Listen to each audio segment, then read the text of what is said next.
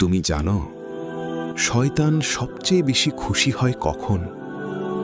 যখন তুমি নামাজ ছেড়ে দাও, যখন তুমি বলো আজ না, কাল থেকে শুরু করব।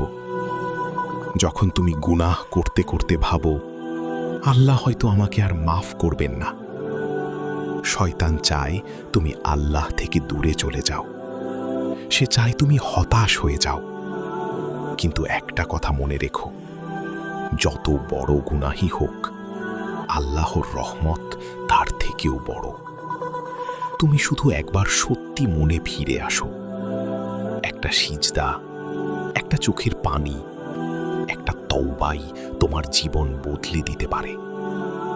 আজ থেকেই ফিরে আসো আল্লাহর কাছে, কারণ শয়তান চাই তুমি হেরে যাও, কিন্তু আল্লাহ চান তুমি ফিরে আসো।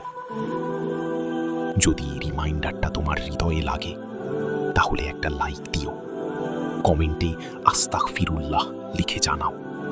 আর এমন আরও ইসলামিক রিমাইন্ডার পেতে ভিডিওটা শেয়ার করে পাশে থেকো।